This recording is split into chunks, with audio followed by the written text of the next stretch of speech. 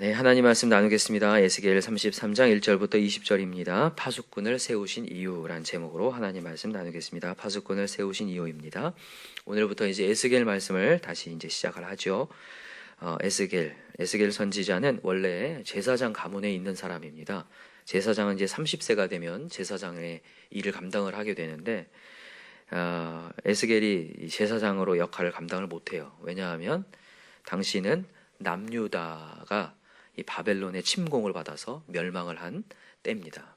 그러니까 멸망 전후로 에스겔 선지자가 사역을 했습니다. 그래서 제사장으로 사역을 하는 게 아니라 이제 하나님의 예언자로서 선지자로서 불러서 선지자로서 사명을 감당을 해요. 22년 동안 사역을 감당을 하게 되는데, 이 당시가 그렇게 어려웠던 시대, 그러니까 바벨론이 처음부터 남유다를 멸망시킨 게 아니라 몇 번의 침공을 통해서 멸망을 시키거든요. 그래서 두 번째 침공을 했을 때 이 이스라엘에 있는 지도자들과 종교 지도자들과 요야긴 왕을 이렇게 포로로 끌고 갑니다. 그때 함께 끌려갔던 사람이 에스겔 선지자예요. 그래서 끌고 가서 바벨론의 남부 지방에 있는 그발 강가에 그들을 모아서 포로 수용소 같이 모아두었습니다. 그때 이제 에스겔에게 하나님의 음성이 들려왔어요. 메시지가 들려오는데, 이 에스겔서는 세 파트로 나눠집니다. 1장부터 24장까지가 이스라엘 남유다의 멸망 직전에 하나님께서의 예언이에요. 남유다가 지금 잘못된 길로 가고 있기 때문에 어서 돌이키라, 그래야 산다라는 메시지를 1장부터 25장까지 하고 있고, 그 다음에 이제 중간에 25장부터 32장까지는 열방에 대한, 이스라엘 주변 국가에 대한 심판의 메시지를 담고 있고, 이제 오늘부터 등장하는 33장부터 끝에 48장까지 마지막 세 번째 부분인데, 여기서는 이제 예루살렘이 다 함락되고 이스라엘 멸망이 다 된 다음에 하나님께서 이제 소망과 하나님의 평강과 은혜가 이제 앞으로 부어질 것이다라는 새 언약에 대한 메시지를 담습니다. 근데 사실 앞에 부분, 전반부나 후반부나 다 똑같이 하나님께 돌아오라는 거야. 돌아와야 뭐 한다? 산다라는 거죠. 구원을 받으려면 너희가 주께로 돌아오라라는 거야. 그래서 이 메시지가 시작할 때 항상 뭘 던지시냐면 파수꾼의 사명을 던져요. 그래서 에스겔 3장에서도 파수꾼의 사명이 던져지고, 오늘 또 파수꾼의 사명이 두 번에 걸쳐서 파수꾼의 얘기를 하는데, 여러분 파수꾼이 뭐죠? 파수꾼이 경계병이고 보초병입니다. 그죠?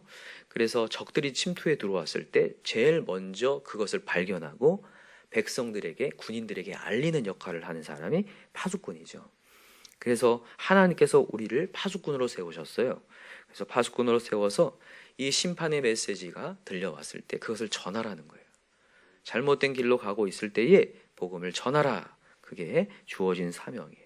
그래서 여러분과 제가 해야 될 게 뭐냐면 파수꾼의 소리를 들어야 되고, 첫 번째, 두 번째는 파수꾼이 되어야 된다는 것을 여러분 꼭 말씀드리고 싶습니다. 자, 보십시다. 파수꾼의 사명에 대한 얘기를 하나님께서 던지시면서 파수꾼이 역할을 감당하지 못할 때 어떻게 되는지, 자, 한번 읽어보겠습니다. 자, 2절부터 한번 읽어볼까요? 시작. 인자야, 너는 내 민족에게 말하여 이르라. 가령 내가 칼을 한 땅에 임하게 한다 하자. 그 땅 백성이 자기들 가운데에 하나를 택하여 파수꾼을 삼은 그 사람이 그 땅에 칼을 임함을 보고 나팔을 불어 백성이 경고하되, 그들이 나팔 소리를 듣고도 정신 차리지 아니하므로 그 임하는 칼에 제거함을 당하면 그 피가 자기의 머리로 돌아갈 것이라. 그가 경고를 받았던들 자기 생명을 보존할 것이나 나팔 소리를 듣고도 경고를 받지 아니하였으니 그 피가 자기에게 돌아가리라. 그러나 칼이 임함을 파수꾼이 보고도 나팔을 불지 아니하여 백성에게 경고하지 아니하므로 그 중에 한 사람이 그 임하는 칼에 제거당하면 그는 자기 죄악으로 말미암아 제거로 인해 그 죄는 누구에게 찾겠다고요? 파수꾼의 손에서 찾겠다. 이게 참 무서운 메시지죠. 하나님께서 파수꾼의 사명을 감당하지 않고 나팔을 불지 않으면, 전하지 않으면, 경고하지 않으면 그 죄를 파수꾼의 손에서 찾겠다. 그 백성들도 다 죽겠지만, 죄악으로 말미암아 죽겠지만 그 죄는 파수꾼의 손에서 찾겠다. 모두 함께 죽는다는 얘기예요. 경고를 하지 않으면. 그래서 여러분과 제가 해야 될 것은 파수꾼의 사명 제대로 감당하는 거죠. 오늘도 하나님의 메시지가 들려왔을 때 여러분 우리도 돌이켜야 되고, 주변에 있는 영혼도 함께 돌이켜야 될 줄 믿어요. 그래서 하나님의 메시지를 전하는 것. 그렇다고 하면 여러분, 왜 하나님은 파수꾼을 세우실까? 오늘 두 가지를 얘기해 볼게요. 왜 파수꾼을 세우시나? 첫 번째는 하나님은 지금 우리가 회복되기를 원하시기 때문에 그래요. 여러분, 하나님은 지금 구원의 하나님입니다. 이걸 정말 믿으셔야 돼요. 여러분, 우리가 구약의 메시지를 보면 하나님이 맨날 심판하신 하나님처럼 착각을 하게 돼요. 근데 절대 그렇지 않아요. 하나님은 심판을 원하시는 분이 아니라 구원을 원하십니다. 회복을 원하셔요. 지금은 은혜 받을 만한 때라는 거 아시죠? 지금 은혜 받을 만한 때고 구원의 때라고 하나님 분명히 얘기하셨어요. 심판은 언제 하냐? 맨 마지막에 재림 예수 오실 때 심판합니다. 그러니까 지금은 분명하게 하나님이 구원을 하려고 하시는 때예요. 그래서 하나님께서 파수꾼을 세워서 어서 돌아와라. 내가 기회 줬을 때 돌아오라 라는 얘기를 하시고, 우리 보고도 우리 어제 부활하신 예수님이 마지막에 제자들에게 던지는 메시지가 뭐냐면 만민으로 만방을 향하여서 복음을 전파하라는 거예요. 그게 우리에게 주신 거죠. 왜냐? 지금은 구원의 때니까. 구원의 때에 예수 그리스도를 복음을 받아들일 때이기 때문에 오늘도 그 얘기를 하죠. 자, 한번 읽어봅시다. 10절부터 한번 읽어볼까요? 시작. 그런즉 인자야 너는 이스라엘 족속에 이르기를 너희가 말하여 이르되 우리의 허물과 죄가 이미 우리에게 있어 우리로 그 가운데에서 쇠퇴하게 하니 어찌 능히 살리어 하거니와 너는 그들에게 말하라. 주 여호와의 말씀이라. 나의 삶을 두고 맹세하노니 나는 악인이 죽는 것을 기뻐하지 아니하고 악인이 그의 길에서 돌이켜 떠나 사는 것을 기뻐하노라. 이스라엘 족속아 돌이키고 돌이키라. 너희 악한 길에서 떠나라. 어찌 죽고자 하느냐 하셨다 하라. 여러분, 여호와의 심정이 느껴지시죠? 하나님의 심정이 이러해요. 악인들이 망하는 거, 죽는 거 기쁘지 않다라는 거예요. 하나님 심판하는 거 기쁘지 않다. 나 너한테 매대는 거 좋지 않다. 마음이 아프다. 우리 부모님들이 아이에게 매대는 걸 좋아하는 사람이 어디 있겠습니까? 돌이키지 않으니까 매를 댈 뿐이지 하나님은 돌아오는 것을 원하신다는 거죠. 회복을 원하신다는 거. 여러분, 그래서 여러분과 제가 여호와의 마음과 심장이 느껴지잖아요. 어느 순간 하나님의 사랑이 느껴지면 반드시 영혼이 생각나기 시작해요. 신기합니다. 영혼이 아직 생각이 안 난다. 저 영혼을 구해야겠다고 생각이 안 난다면 아직 그 하나님의 사랑이 아직 회복이 덜 돼서 그래요. 하나님의 심장이 내가 느껴지기 시작하고 그 하나님의 그 마음이 절절하게 느껴지기 시작하고 그 사랑이 깨달아지기 시작하면 신기하게 영혼에 대한 생각이 나기 시작해요. 하나님, 저 영혼도 구해주세요. 저를 구해주셨는데 저 영혼도 구해주세요.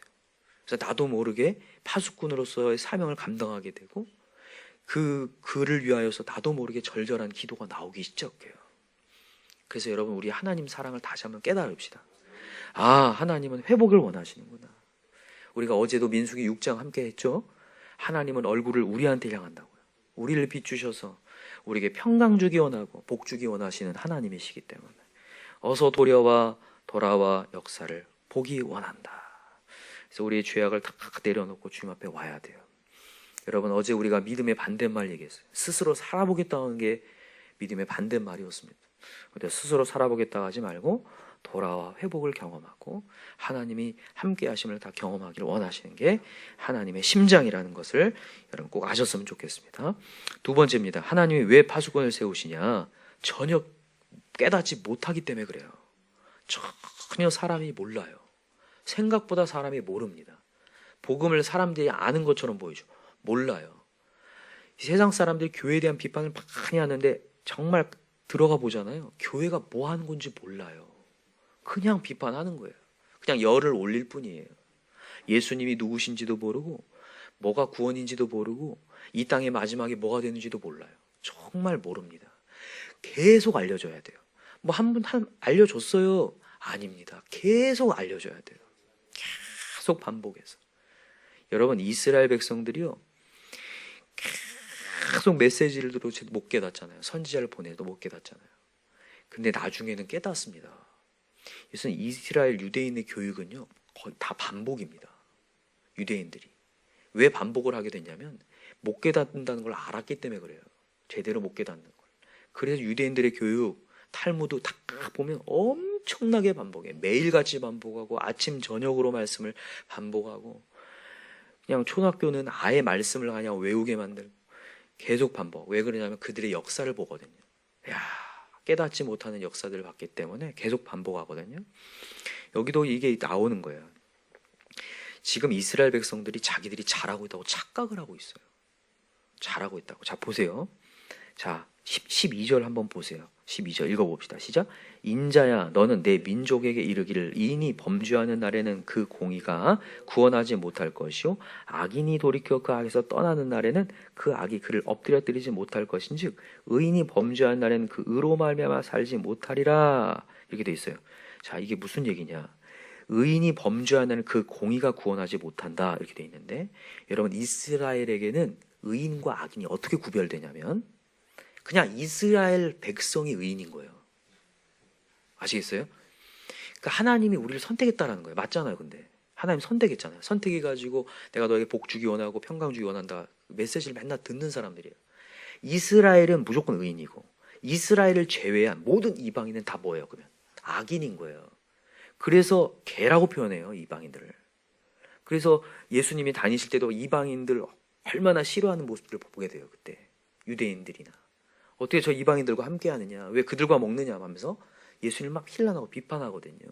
이방인들 아주 개취급하고 사마리아인들 사마리아 지방을 아예 지나가지도 않아요. 돌아서 가죠.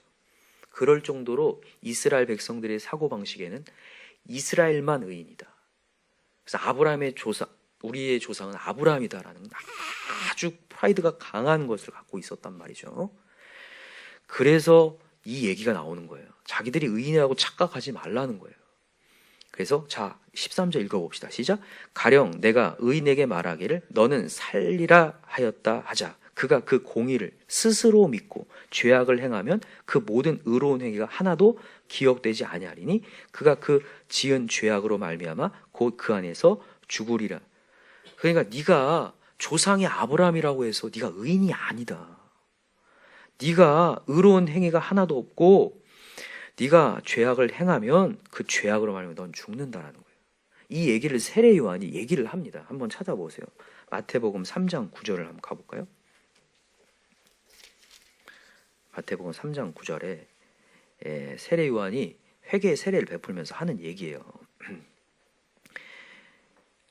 자, 7절부터 읽어봅시다. 3장 7절, 마태복음 3장 7절 시작. 요한이 많은 바리새인들과 사두개인들이 세례 베푸는 데로 오는 것을 보고 이르되 독사의 자식들아 누가 너희를 가르쳐 임박한 진노를 피하라 하더냐. 그러므로 회개에 합당한 열매를 맺고 속으로 아브라함이 우리 조상이라고 생각하지 말라. 내가 너에게 이르노니 하나님이 능히 이 돌들로도 아브라함이 자손이 되게 하신. 아브라함 자손이라는 말 따윈 하지 말라는 거예요. 그건 그냥 내가 돌로도 만들 수 있다는 거예요. 그런 네임 아무 필요 없다라는 거예요. 그런 명칭, 그런 명예 아무 필요 없고 회개에 합당한 열매를 맺으라는 거예요. 여러분 이 메시지가 우리에게 주는 게 뭐냐면 여러분 우리가 종교에 행위하고 예배에 행위한다고 우리가 의인이 아니라 합당한 삶을 살 때 의인이라는 거죠. 합당한 삶을 살 때 진정으로. 진짜 근데 그거를 우리가 신앙생활 하면 느껴요. 그냥 행위한다고 우리 삶이 변화되는 게 아니에요. 진짜로 그 말씀이 내 마음에 젖어들고 내 마음에 스며들어서 그것이 내 삶을 바꾸어야 그때부터 역사가 일어나는 거지. 그냥 이 자리에 앉아있다고 되는 건 정말 아님을 느끼잖아요. 기도를 한다고 되는 게 아니라 기도를 통해서 영의 기도에 들어가 하나님의 임재를 경험해야지 우리가 변화되잖아요. 성령이 들어와야. 그래서 예수님이 무슨 얘기를 하냐면 진리를 알지니 진리가 너희를 자유케 하리라 얘기해요. 여러분 여기서 자유는 무슨 자유냐면 죄로부터의 자유를 얘기하거든요. 진리는 누굴 얘기합니까? 예수님. 예수님을 내 마음 가운데 완전히 모시고 내 안에 있는 자아가 완전히 깨지고 네 자존심이 완전히 깨지고 아브라함의 자손이라는 그런 모든 렛데르와 그런 모든 것들이 다 깨지고 주님 앞에 엎드릴 때에 그때 진정한 자유가 주어진다라는 거예요. 그 얘기를 지금 이 에스겔 선지자를 통하여서 하나님이 메시지를 전하고 있는 거예요. 너희들 이스라엘 족속이라고 교만하지 마라. 그게 중요한 게 아니다라는 거예요.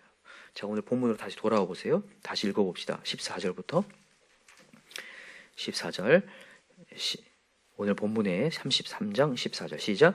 가령 내가 악인에게 말하기를 너는 죽으리라 하였다 하자. 그가 돌이켜 자기의 죄에서 떠나서 정의와 공의로 행하여 저당물을 도로 주며 강탈한 물건을 돌려보내고 생명의 율례를 지켜 행하여 죄악을 범하지 아니하면 그가 반드시 살고 죽지 아니할지라. 그가 본래 범한 모든 죄가 기억되지 아니하리니 그가 반드시 살리라. 이는 정의와 공의를 행하였음이라 하라. 아멘. 이스라엘 족속이 문제가 아니라 정의와 공의를 행함으로 말미암아 네 모든 죄가 기억되지 아니하리라. 행한 대로 갚아주겠다는 거예요. 근데도 불구하고 이스라엘 백성이 어떻게 반응하는지 보세요. 17절 시작. 그래도 내 민족은 말하기를 주의 길이 바르지 아니하다는도다. 그러나 실상은 그들의 길이 바르지 아니하니라. 만일 의인이 돌이켜 그 공의에서 떠나 죄악을 범하는 그가 그 가운데서 죽을 것이고, 만일 악인이 돌이켜 그 악에서 떠나 정의와 공의대로 행하면 그가 그로 말미암아 살리라. 그러나 너희가 이르기를 주의 길이 바르지 아니하다 하는도다. 이스라엘 족속아, 나는 너희가 각기 행한 대로 심판하리라 하시니라. 아멘. 이제 이해하시겠죠? 여기서 의인은 이스라엘을 얘기하고 악인 이방인을 얘기한다니까요. 근데 악인이라 할지라도 그 악에서 떠나 정의와 공의를 행하면, 아무리 이방인이라 할지라도 주님을 만나면 끝이라는 거예요.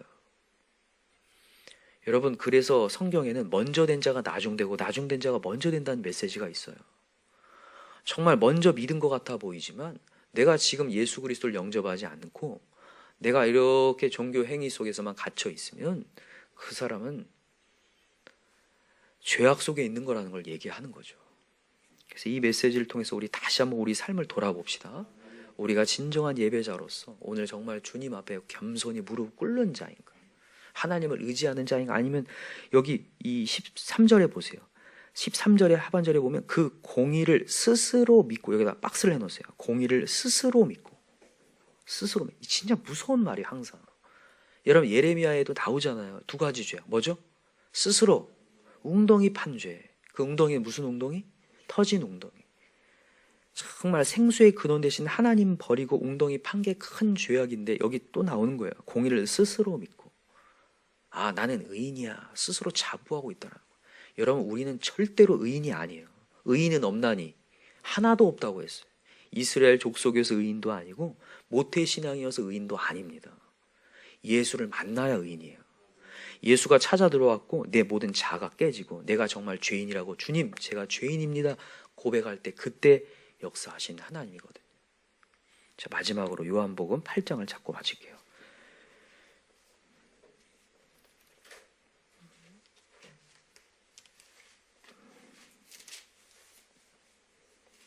요한복음 8장입니다.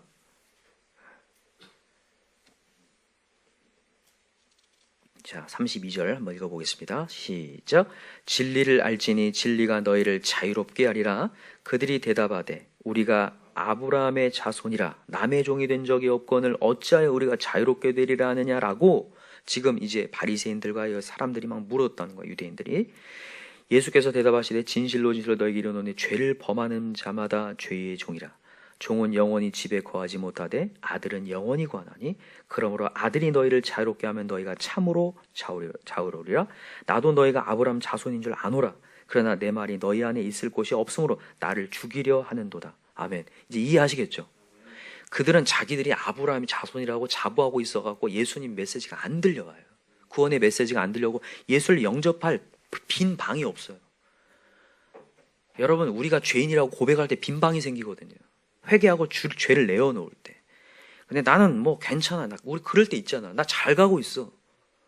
착각을 해요. 여러분, 강단에서 전해지는 메시지는 우리를 착각을 벗어나게 하는 거거든요.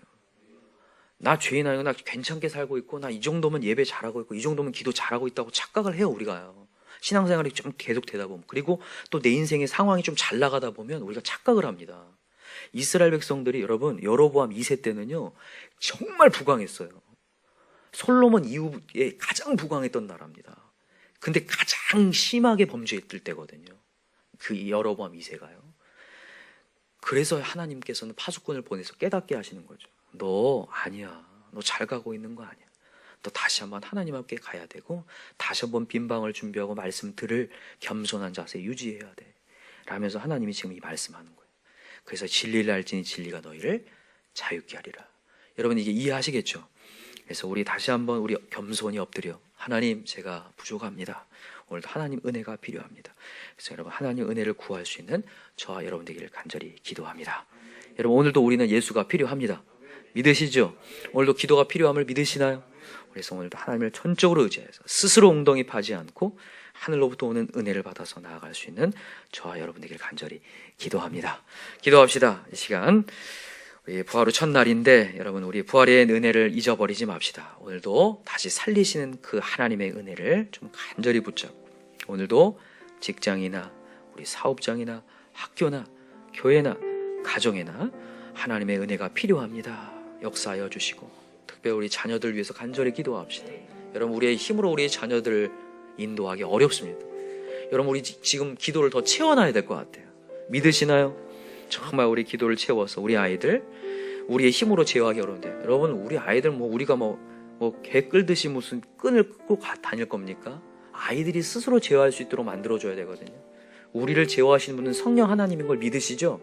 그래서 우리는 항상 투터치로 가야 되니까 성령의 힘이 역사가 필요합니다. 우리 자녀들 위해서도 기도하시고 우리 주변 영혼을 위해서도 파수꾼 역할 감당하게 해달라고 여러분 이 시간에 주여 삼창 간절히 부르고 기도합시다. 주여 주여 주여 하나님 아버지 감사합니다.